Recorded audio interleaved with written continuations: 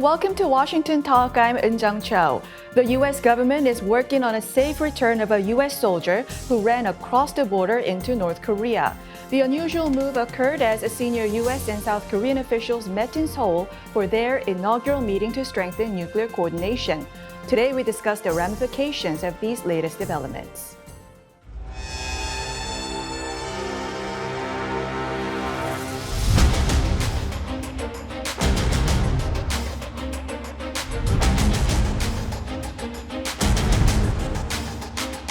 The administration has and will continue to actively work to ensure his safety and the return of Private King.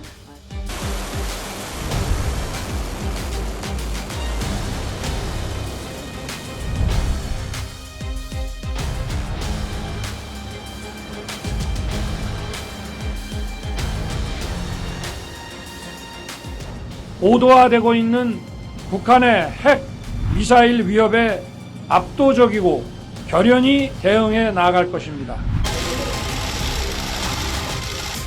The North ever contemplated the use of nuclear weapons, our response would be overwhelming.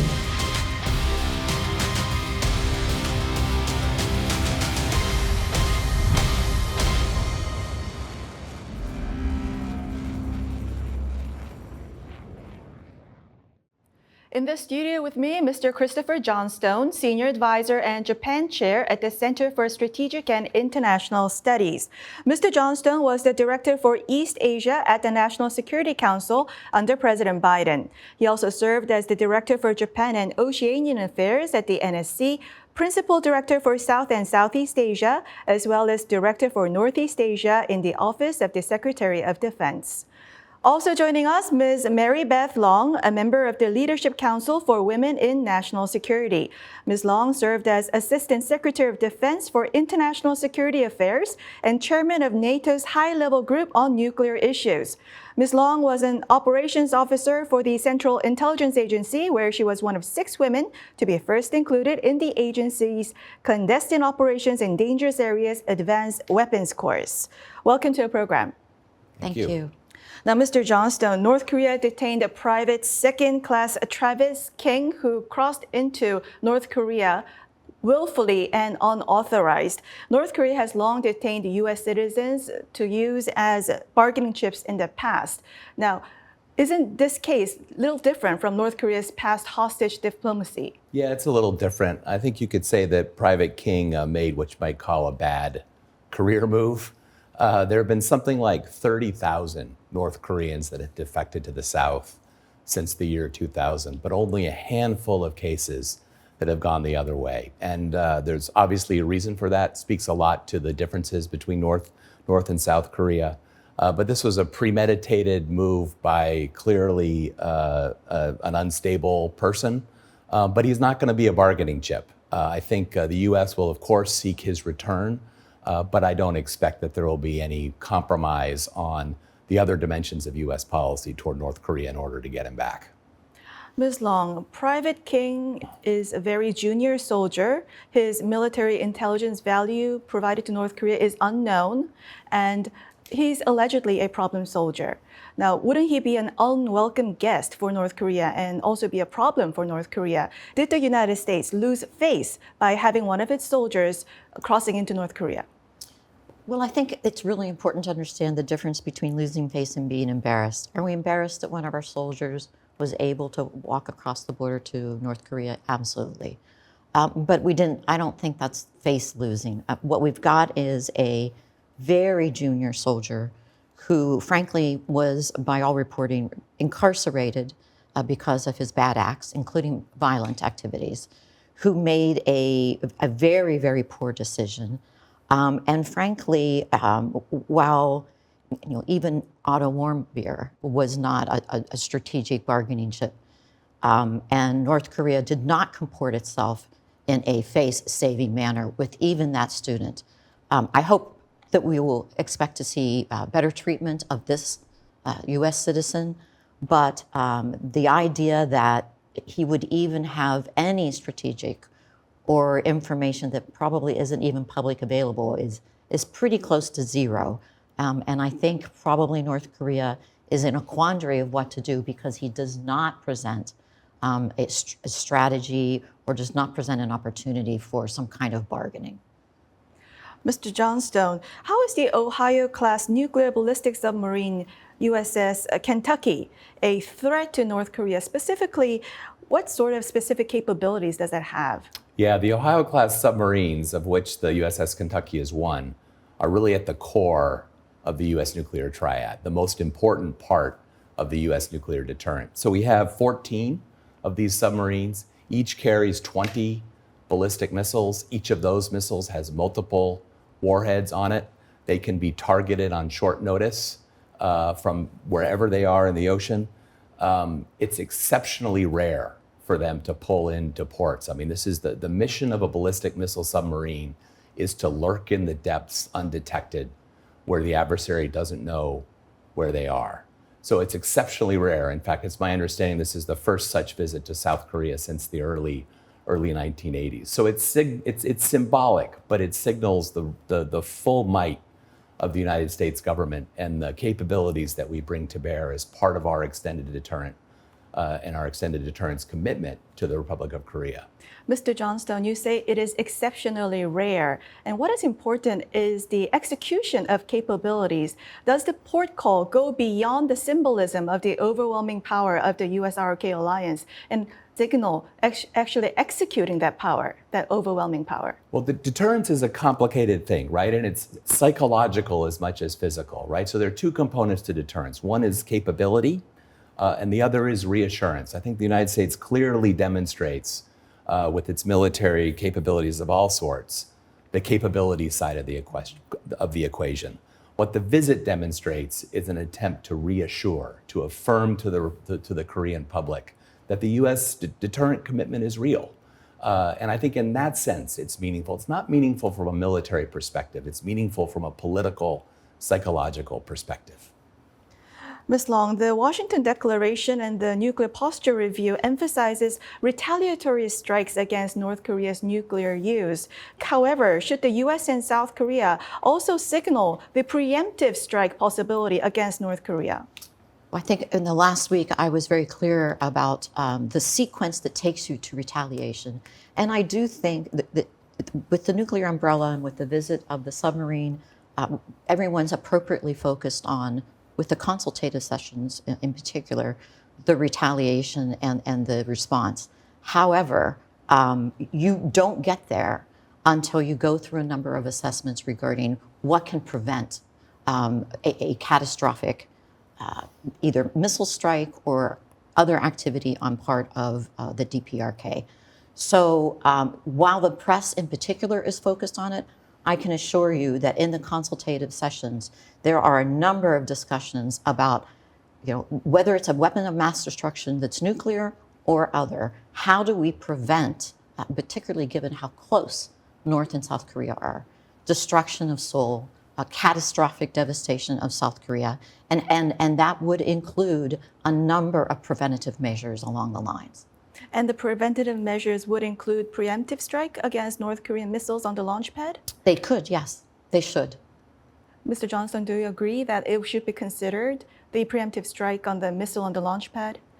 Well, I think, as in all sort of dimensions of deterrence, it's important not to take options off the table. But I think what I thought was significant about the joint statement that came out of the NCG meeting was this reaffirmation of very strongly that any use of nuclear weapons against the United States or an ally would result in the end of the regime. That's incredibly strong language, and I was pleased to see it repeated. That language was also used in the Nuclear Posture Review. So it's important to continue to emphasize the consequences to North Korea of use. Ms. Long, last time you were on our program, you said if somebody does the same thing repeatedly and then expect different result, that would be insanity. Now, would you propose U.S. government take different approach to North Korea? The Biden administration is frequently deploying strategic assets to the Korean Peninsula and also beefed up U.S. ROK joint exercises in its scale and its frequency. Would you advise something a step further? while I applaud these innovative and I think very important initiatives by the Biden administration, they're not sufficient. And unless we start talking with each other about how to change North Korea's mind to pursue these activities, we're just in a vicious cycle that has gone on now for the better part of 50 years. And we need to be more creative, and we need to have demonstrated that there are consequences to North Korea's decision making. And thus far, we've yet to do that. So specifically, what will be some of those ideas to demonstrate North Korea that there will be consequences? There have been a number of initiatives that have been proposed over the years. Increased interdiction of North Korean vessels when they have intruded upon others. Increased prevention, sanctions enforcement, working more closely with China and others regarding curtailing the precursors to a number of the programs, not just the missile program, not just the nuclear program, but the chemical, biological, and other weapons. Other activities, including kinetic responses for certain threshold activities, need to be talked about, and they need to be talked about and somewhat publicly so that North Korea understands that if it crosses certain thresholds, and it has repeatedly, there will be a point in which, short of annihilation and a nuclear use of a weapon in South Korea, North Korea will be held accountable for its aggressive activities. Mr. Johnstone, you are in charge of East Asia policy at the Biden administration's White House National Security Council. How would you respond to Ms. Long's comments that more stern action is needed against North Korea and that we're almost in this vicious cycle? Yeah, well, I think it's fair to say that North Korea policy is an example of 20 years of bipartisan failure, right? I mean, I think we have to be honest about the fact that despite different approaches taken by different administrations, North Korea has more military capability, more nuclear capability today than it did 20 years ago. It's a challenging problem. I mean, one of the issues I think that we confront is a China that is less willing to cooperate with us to address this problem. There was a day when China was reasonably cooperative in the United Nations in imposing sanctions that did have a cost on China. North Korea, excuse me.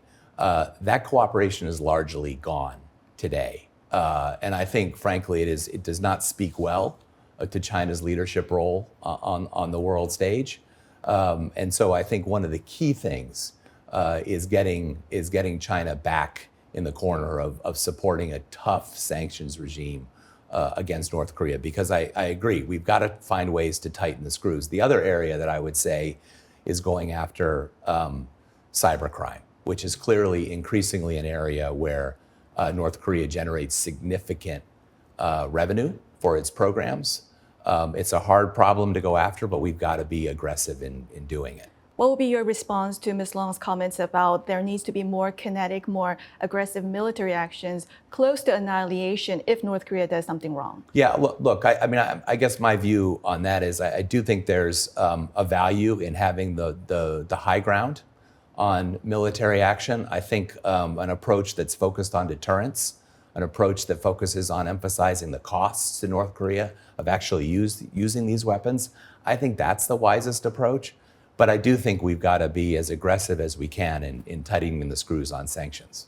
Mr. Johnstone, North Korea fired solid fuel ICBM Hwasong-18, and in just a week, North Korea fired more short-range ballistic missiles.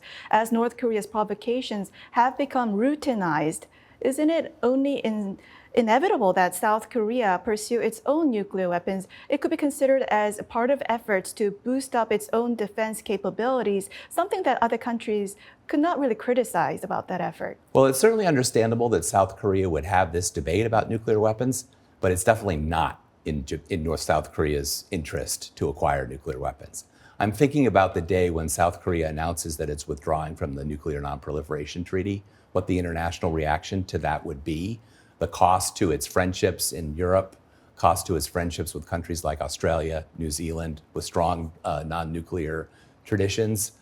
So there would be a significant cost to South Korea to a decision to move down unilaterally to acquire its own nuclear weapons, I think you could also expect that Japan might, as a consequence, choose to go down that route as well. So from my point of view, sustaining the high ground on nuclear weapons and the fact that it is North Korea that is violating international law and international norms, that's the ground that we should be standing on, and that the focus in the US-ROC alliance and in the focus in our cooperation with Japan as well should be on integrating South Korea's very robust and effective conventional capabilities with the US nuclear deterrent. I still think that's the wisest and most effective path for South Korea and for the alliance as well. At least the public discussion and strong calls from the South Korean public about their wanting their own nuclear weapons, didn't that somehow push US and South Korea for more stronger extended deterrence to even come up with a new nuclear consultative group? Yes, I think that's right. I mean, I think clearly the United States had work to do with South Korea to reinforce the credibility of extended deterrence. And I think the visit of the USS Kentucky, the establishment of the NCG, the new lines of effort that it launched are part of that. Again, trying to address this psychological dimension of deterrence. And I think that's the right focus, because I do think a South Korean nuclear program would make South Korea less secure, not more secure. Ms. Long, President Yoon was the first foreign president to visit a nuclear ballistic missile submarine. And he was also the first president to visit Defense Advanced Research Project Agency, DARPA, when he visited the United States back in April. Why is the United States open to show President Yoon all these classified facilities? Does the U.S. feel he's more trustworthy than previous presidents? Is the U.S. welcoming President Yoon's interest in strategic weapons? Or does the U.S. think President Yoon's comments about nuclear options is too aggressive? No, I think actually this is a reflection of first and foremost, U.S. recognition that the Korean people overwhelmingly believed that their next course of action could or should be becoming nuclear capable themselves, as Mr. Johnstone talked about. And this was a response. That we need to address this. We understand the internal and domestic political pressures that President Yoon is under, and we're going to rise to the occasion and help him address the concerns of his people, number one. Number two, he is a dynamic president and made a very big impression on the U.S. and on our leadership. One of the reasons that the consultative group exists, I believe, is not only to address the Korean public, but to give this president, President Yoon, something that he can work through. I would hope, and I would call upon the Korean government to use the consultative group, not just as an information exchange between the U.S. and Korea about the nuclear umbrella and extended deterrence, but also to keep the pressure on. To be responsive to their own people by holding in that forum the U.S. to account, and to be responsive in helping them understand how that group and how we can work both conventionally and non-conventionally to give the Korean people the reassurances that it needs. DARPA, as you mentioned, is the premier, innovative, super secret, some people would argue they invented the internet organization in DoD, and I'm honestly not personally aware of other heads of state who have been invited into DARPA. And I think it's a real signal, not just to President Yoon, but to the Korean people that we hear you. Mr. Johnstone, other than symbolic significance, how does the Nuclear Consultative Group, realistic sense, reduce North Korean threat and strengthen South Korean security? Yeah, the bilateral, the U.S. and the ROC have had an extended deterrence dialogue for some time, the EDSCG, they call it. So this new body really elevates and attempts to deepen the bilateral discussion on extended deterrence issues. And I do think some of the work streams that they announced coming out of the meeting were worthwhile. The focus on information sharing, new exercises and simulations that they're going to undertake, focus on crisis consultation in the event of a nuclear crisis. And in particular, as I said earlier, a more sort of systematic focus on how do we integrate U.S. nuclear capabilities with the ROC's very significant conventional capabilities. The ROC has very capable cruise and ballistic missile forces. And so integrating those capabilities with what the United States brings to bear on the nuclear front is a worthwhile effort. So I wouldn't call it a sort of a transformative process, but it's a useful, I think, complement to the other kinds of dialogue that we have today. Ms. Long, Admiral John Aquilino, the commander of U.S. Indo-Pacific Command, said that North Korea has demonstrated its ability for its missile to reach United States. However, North Korea's solid fuel ICBM is not a game changer. Do you agree to that? And also, some people say if North Korea demonstrates and if it is proven that it has the ability to strike United States with nuclear-topped missile, then U.S.'s nuclear umbrella would be a broken umbrella. Do you agree with that? I don't agree that the nuclear umbrella is a broken umbrella. A friend of mine once told me that the best understanding of a nuclear umbrella, it's to the extent it's an umbrella, it doesn't prevent the rain. We've had nuclear umbrellas since post-World War II and during our Cold War with the Soviet Union.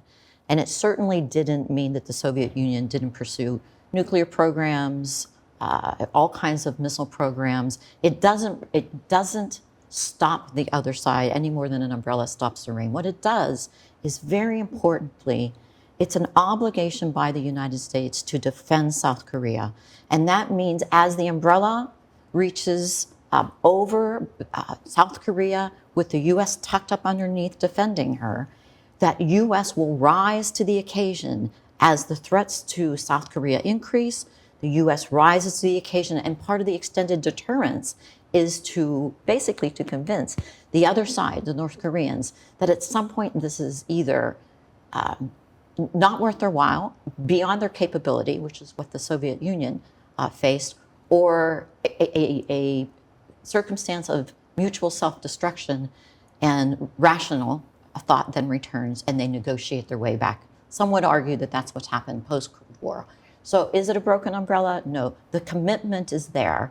And in fact, the fact that the U.S. has stepped up recently with all the things that we've been talking about shows that that is a strong nuclear umbrella. Mr. Johnstone, latest report coming out of a think tank said that U.S. will really have to show that it has the determination to sacrifice its own city to protect Seoul. Do you think this is a hard question that U.S. really needs to demonstrate its willingness to the South Korean people? So this is the challenge of deterrence, right? How does the United States demonstrate that?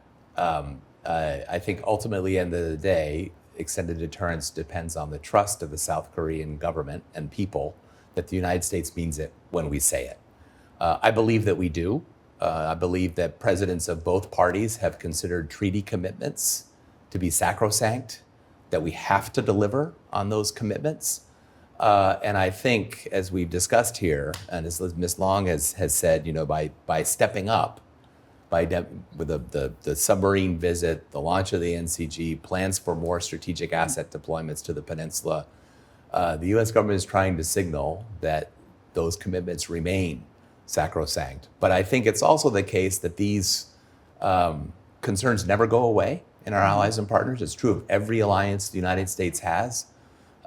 So it's an ongoing effort that I think will require U.S. focus and cooperation with allies to address for as long as we're allies. Well, that's all the time we have for this week. Mr. Johnstone, Ms. Long, thank you very much for joining us. Thank you. Thank you. And thank you for watching. We'll be back here next week with U.S. experts to discuss the two Koreas and the region right here from Washington.